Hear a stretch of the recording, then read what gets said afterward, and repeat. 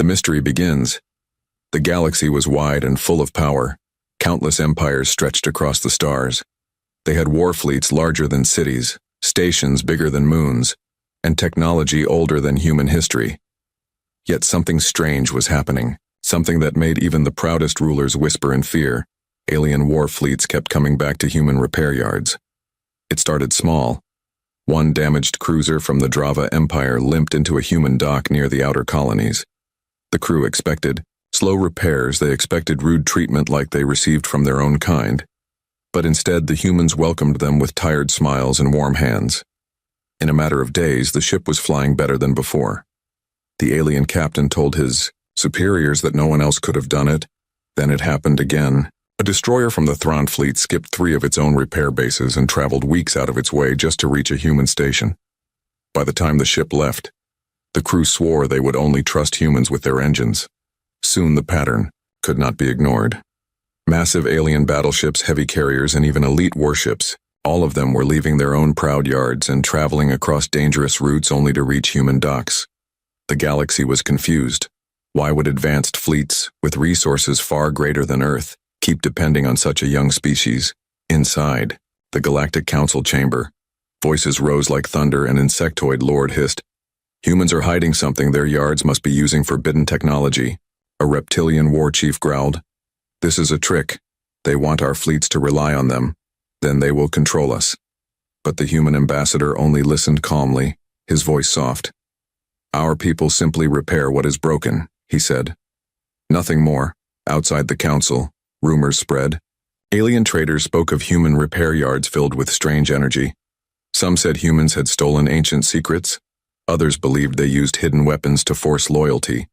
But none of it matched the simple truth seen by those who visited on a quiet dock near Mars. Engineers worked day and night, their hands covered in oil, their faces lit by sparks. They argued, laughed, and pushed each other forward. When something broke, they did not complain.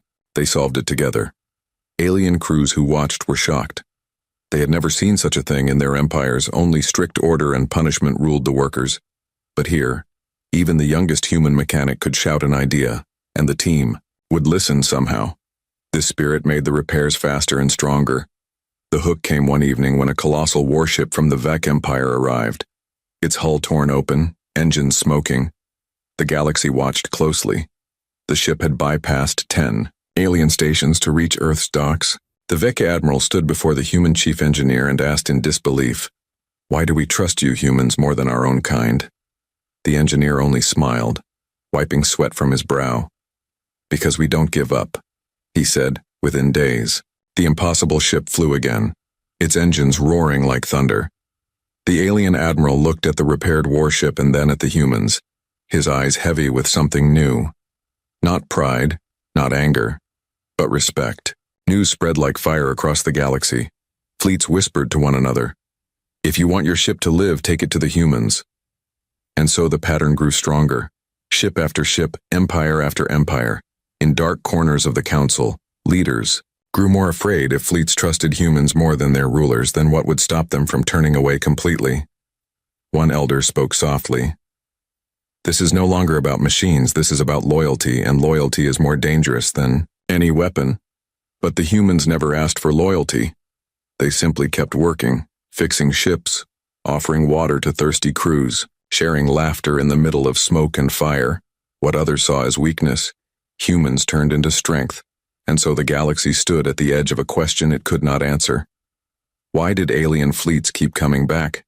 What secret rested in human hands? And as another massive alien carrier approached Earth, engines burning, hull shattered, the council demanded an explanation. The stars seemed to hold their breath, waiting for the answer. The council's suspicion, the Galactic Council chamber, was built to hold voices from 100 worlds. Its walls were carved with symbols of unity, but now those walls trembled with anger and fear. Alien leaders shouted over one another, their pride wounded by the sight of their fleets bowing to human hands. The insectoid lord clicked his mandibles. "This cannot be chance. Humans are hiding something. Their repair yards are too efficient, too perfect." His words dripped with venom. A reptilian war chief slammed his clawed fist against the table, sparks flying from the impact.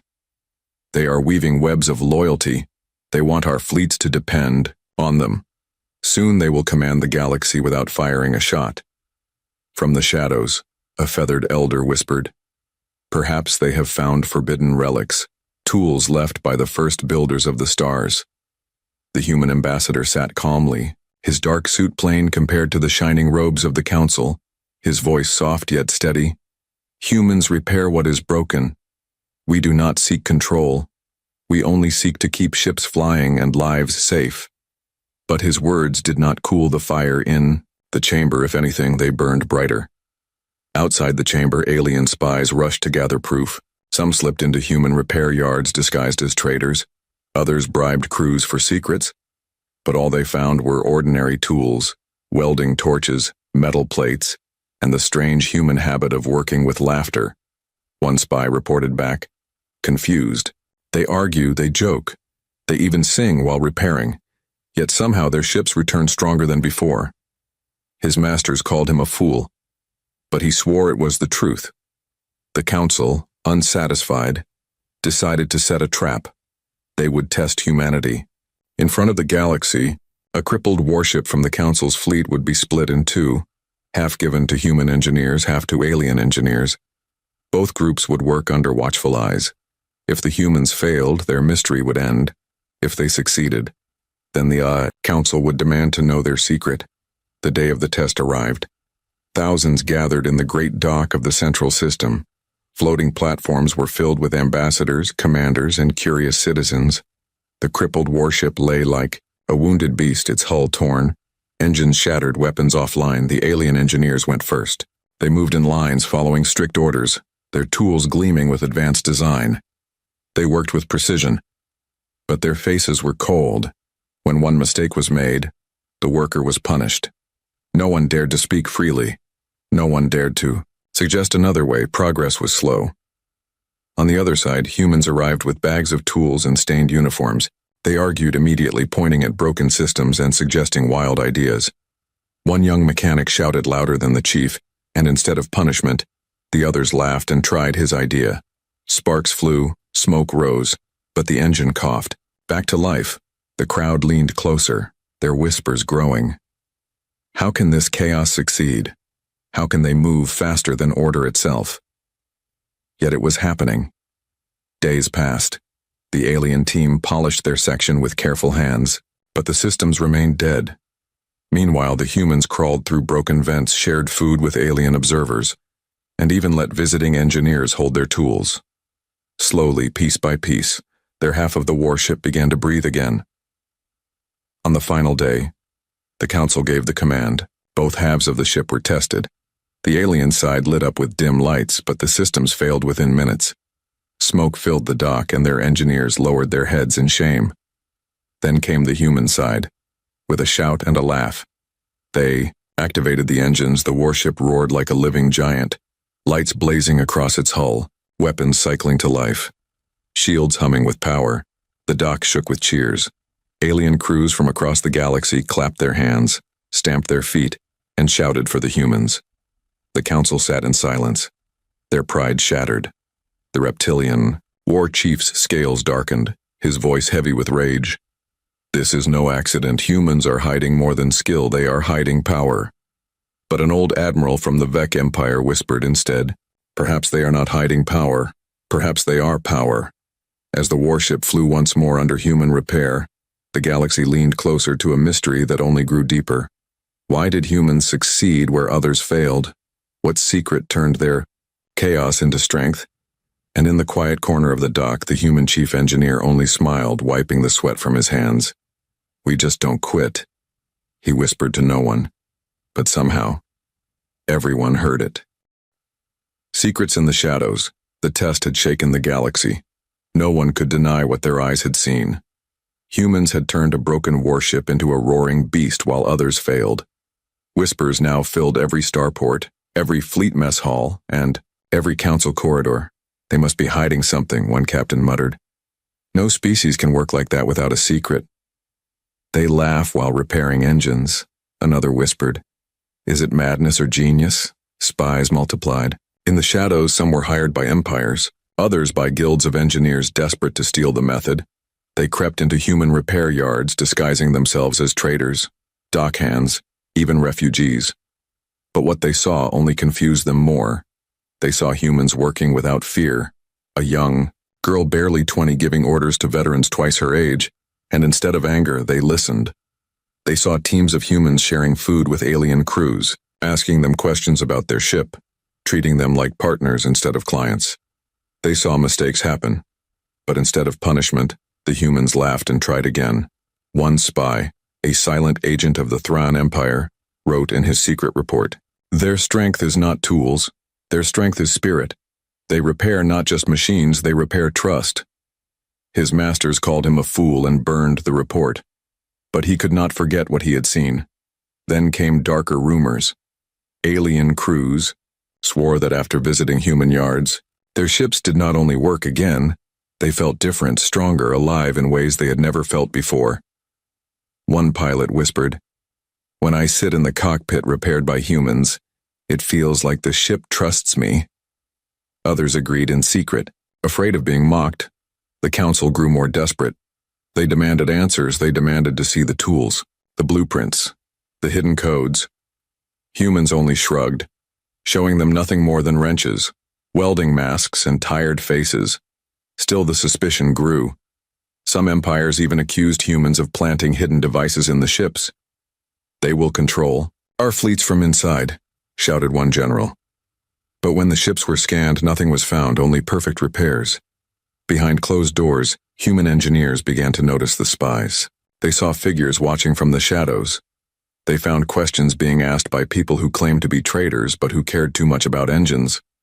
Instead of fear, the humans smiled. One chief told his crew, "Let them watch. They will never understand what they see." The hook came when an ancient battleship from the oldest empire limped into orbit. Its hull was cracked, its engines silent for decades. Entire fleets had tried to repair it. All had failed.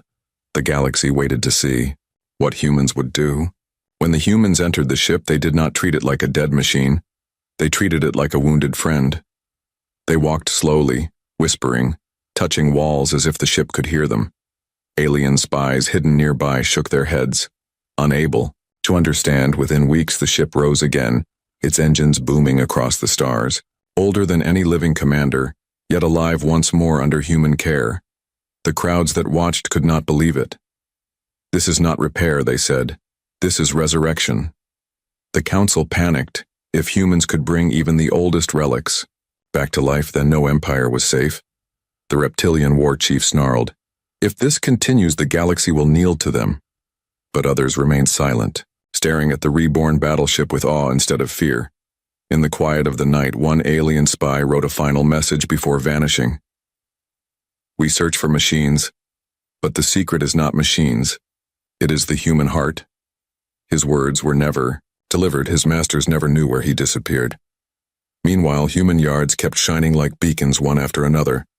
Fleets arrived, broken ships carried across the stars, not because humans had better tools, but because they carried something no one else could offer. And still the greatest question remained unanswered. What was it that truly pulled fleets back to Earth? Why did captains risk everything just to reach human hands? The galaxy leaned closer to the shadows, waiting, watching, certain that the real secret had not yet been revealed. The test escalation and rising loyalty, the rebirth of the ancient battleship had shaken the galaxy more than any battle. Fleets whispered of it as if it were a legend. Alien captains swore the ship had roared like a beast that refused to die, and once again it was the hands of humans that gave it life. The Galactic Council could no longer hide their fear. In secret chambers they plotted. "If we cannot expose them, we must break them," hissed the insectoid lord. The reptilian war chief leaned forward, his eyes burning. "Then let us set a greater test, one that cannot be passed by tricks or laughter." They decided to bring not one ship but an entire squadron. A group of warships all crippled in battle. Their engines shattered, weapons destroyed, shields burned. Half of them would go to human repair yards. Half would go to the best alien engineers chosen from across the galaxy. The results would be broadcast live to every empire. No one would escape the truth. The announcement shook the stars. Citizens filled viewing platforms. Fleets tuned in from distant systems.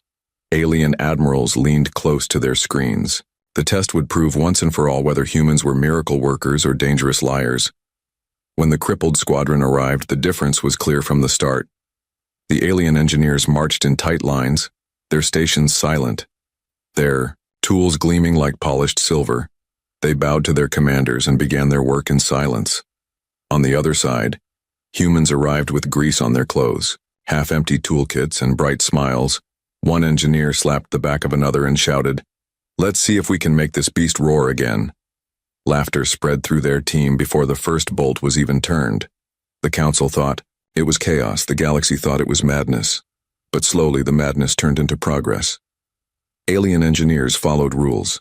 Every part was measured 3 times, every move double-checked, but their repairs crawled forward like frozen rivers. When mistakes appeared, they hid them, too afraid to admit failure. Humans were different. When a part broke, they cursed, laughed, and tried something else. When an idea failed, another mechanic shouted a new plan. Even the youngest worker was allowed to speak, and often those wild voices brought the solution no one else saw. As weeks passed, the difference became impossible to ignore. The alien half of the squadron still lay silent, their ships clean but dead.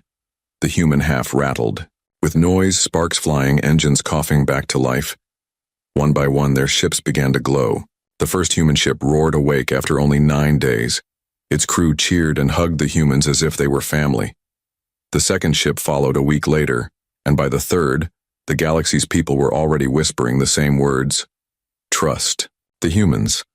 But the true moment of loyalty came when the fourth ship lit its engines. The alien crew that had doubted the humans fell to their knees, tears streaming down their faces. They had thought their ship lost forever, but the humans had given it back. Those alien sailors refused to return to their own empire.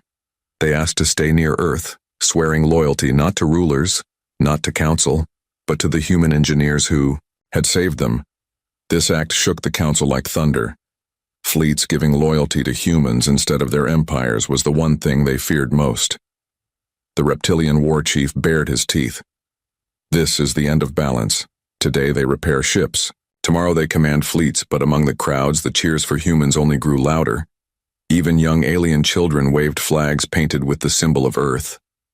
And in the quiet corner of the dock, the human chief engineer watched the ships rise one by one. His hands scarred, his clothes dirty, yet his heart calm. "We never wanted thrones," he whispered. "We only wanted to help." The galaxy could not understand it. In a universe where power was taken by force, humans gained it by kindness, and that was far more dangerous than any weapon. And as the final ship of the squadron lifted into the stars, alive again under human care, the galaxy realized a new truth. Fleets no longer returned to humans only for repairs. They returned because they trusted, because they believed, because for the first time in history, they felt safe. The revelation. The test of the squadron had ended, but the galaxy did not grow calm. It grew restless.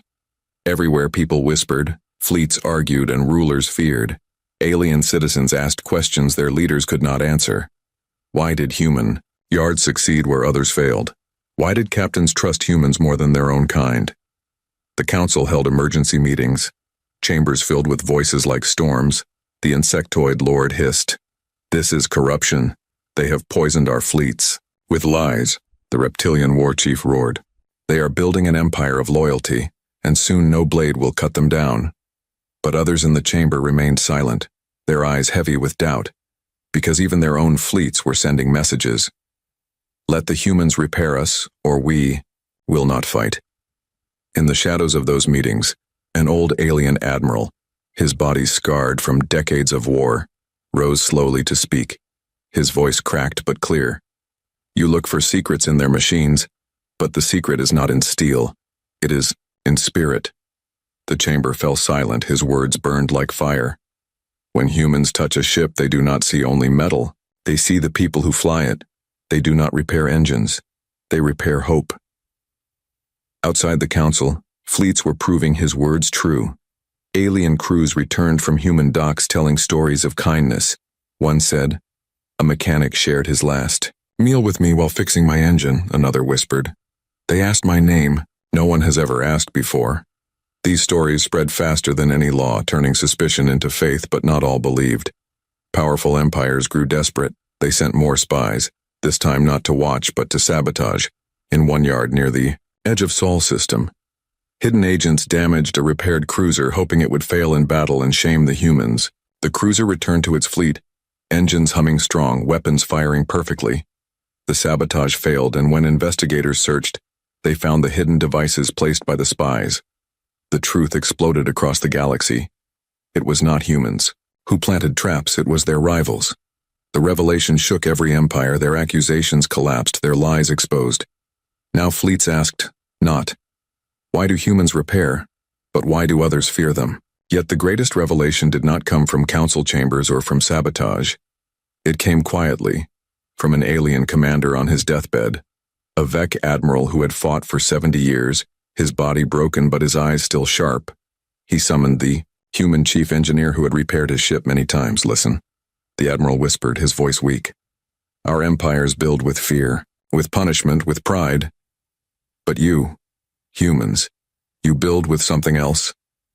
The engineer leaned closer. The admiral smiled faintly.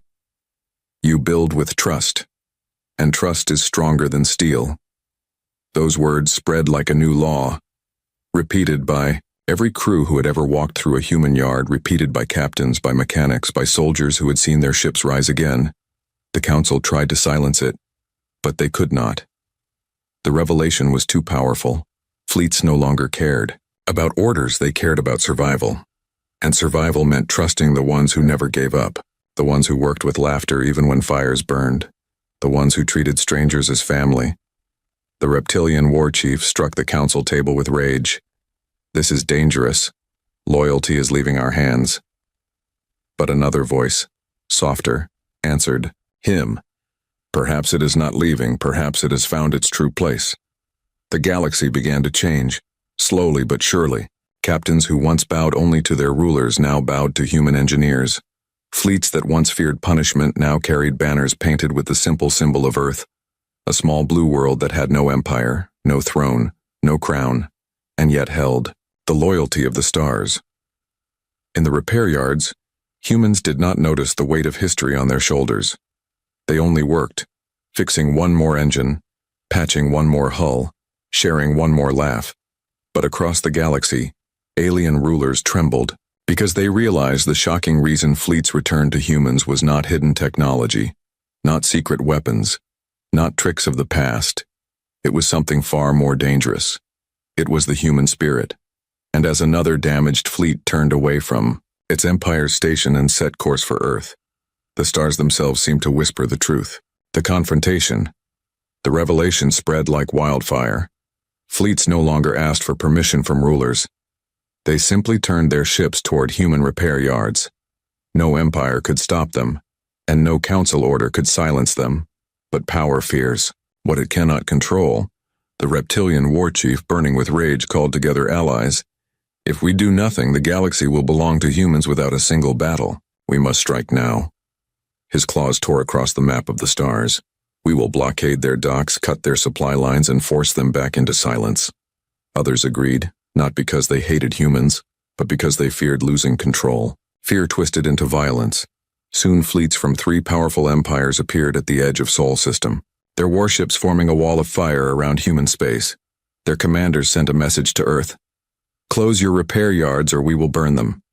The galaxy gasped. Every screen across the stars lit with the ultimatum. Would humanity bow, or would they resist? Inside the repair yards, humans kept working. Sparks flew, engines roared, and laughter filled the air. One young mechanic wiped sweat from her brow and asked, "What now, Chief?" The chief engineer looked at her with calm eyes. "We do what we always do. We fix what is broken." But the fleets outside were not broken machines. They were living threats, and their weapons were aimed at Earth. Then, something no one expected happened. As the hostile fleets tightened their blockade, ships from other empires began to break formation. One cruiser, then 2. Then an entire squadron turned their bows away from the blockade and flew toward human docks, their captains sending one simple message: We trust the humans. Chaos erupted. Fleets meant to enforce the blockade now splintered, half obeying orders, half defecting to Earth. The reptilian war chief roared in fury. Traitors! But his own officers looked uneasy. Their ships whispered with unrest because many of their crews had already been saved by human hands. Loyalty had shifted silently, and now it burned bright. The confrontation grew tense. Weapons charged, shields raised. One spark could have started the largest war the galaxy had ever seen. Citizens across the stars held their breath, watching in silence. In the council chamber, the insectoid lord hissed, "Fire! Show them we are still masters." But another voice, trembling yet firm, answered, "Fire upon them and you will lose everything. Because the fleets no longer fear you, they no longer believe you, they believe in the humans." In the middle of the standoff, a massive alien carrier limped into the system, its hull broken, smoke trailing across space. The crews inside were desperate.